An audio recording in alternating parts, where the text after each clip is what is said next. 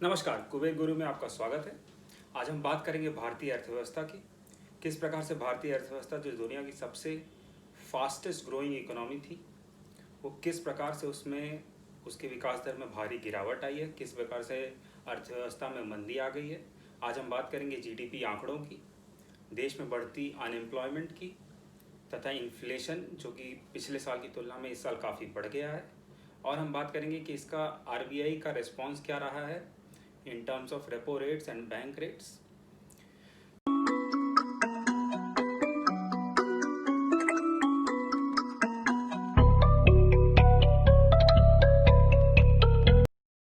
जैसा कि आप जानते हैं कि भारतीय अर्थव्यवस्था में कई सारे सुधार लाए गए हैं पिछले कुछ वर्षों में, जिसमें डीमोनेटाइजेशन, जीएसटी इम्प्लीमेंटेशन सर्वप्रमुख है। और इस साल कोविड लॉकडाउन भी आया। इन सब का परिणाम ऐसा पड़ा है कि भारतीय अर्थव्यवस्था काफ़ी ज़्यादा संघर्ष कर रही है और भारतीय अर्थव्यवस्था में अब मंदी का दौर आ गया है। तो आइए शुरू करते हैं जीडीपी आंकड़ों की।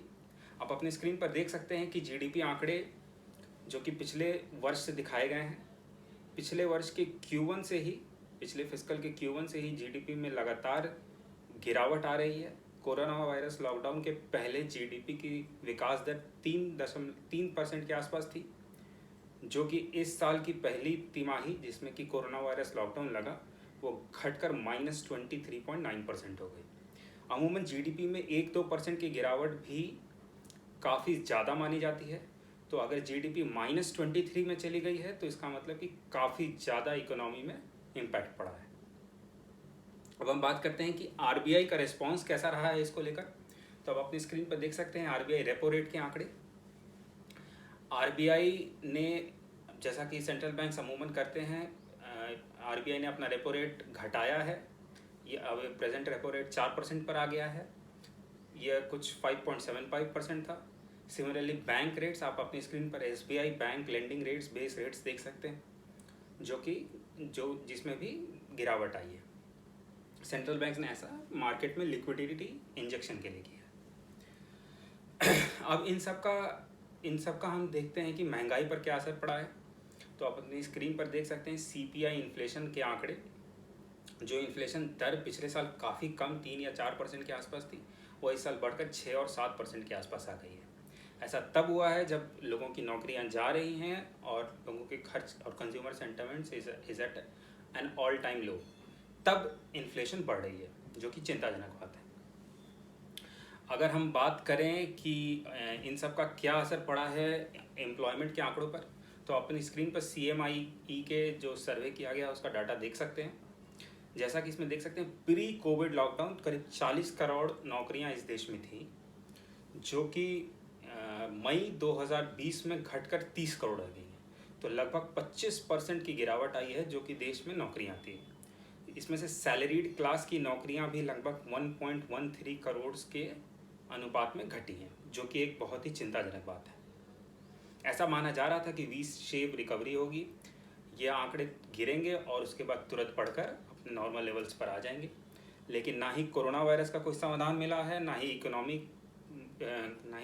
के घटते इन आंकड़ों का सरकार के पास कोई जवाब है।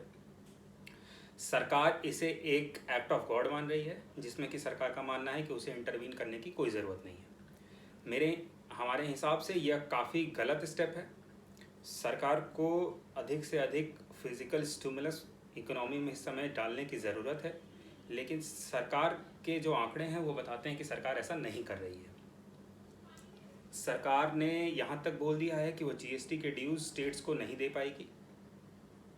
स्टेट्स आरबीआई से लोन लेकर अपना खर्च चलाएं, तो जिसका यह सीधा अर्थ बनता है कि स्टेट्स भी फिजिकल स्टिमुलस, जो मार्केट में लिक्विडिटी इंजेक्शन, जो मार्केट में खर्च करने की जो क्षमता थी स्टेट्स की, वो ख़त्म हो जाएगी। साथ ही सेंट्रल गवर्नमेंट जो अपने स्कीम्स एंड लोन्स हैं उसमें भी पैसा नहीं खर्च कर रही है, वो उसने उसमें कटौती करना शुरू कर दिया है, जिसका सीधा इम्पैक्ट भारतीय अर्थव्यवस्था पर पड़ रहा है। यहाँ तक अनुमान लगाया जा रहा है कि भारतीय अर्थव्यवस्था डबल डिजिट में नेगेटिव ग्रोथ के साथ इस क्वार्टर में, इस फाइनेंशियल ईयर में क्लोज होगी। तो ये बहुत ही चिंताजनक बात है और सरकार का इस पर जो रिस्पॉन्स रहा है वो भी कोई बहुत पॉजिटिव नहीं रहा है।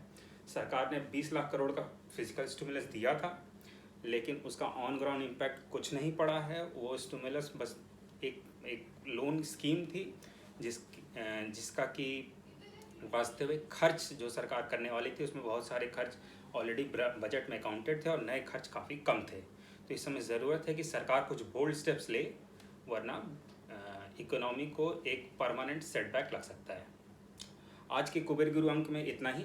आप kuberguru.com पढ़ते रहें, इसके बारे में आर्टिकल भी पढ़ते रहें और कमेंट और लाइक ज़रूर करते रहें।